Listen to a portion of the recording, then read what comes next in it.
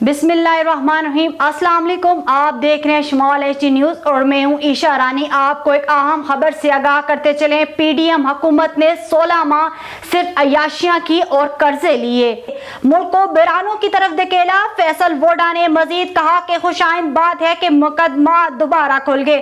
अब पीडीएम के जिन सियासतदानों ने नैब तरमीम के जरिए अपने मुकदमात खत्म करवाए थे, आज से दोबारा अपनी दौलत और करप्शन का हिसाब देंगे। उमर अता बंदयाल ने जाते जाते बड़ा फैसला सुनाया।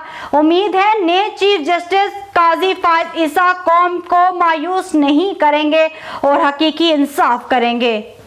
आपको एक बार फिर बताते चले, पीडीएम हुकूमत ने 16 माह सिर्फ अय्याशियां की और कर्जे लिए, मुल्क को बहरानों की तरफ धकेला। फैसल वोडा ने मजीद कहा कि खुशाइंद बात है कि मुकदमा दोबारा खुल गए।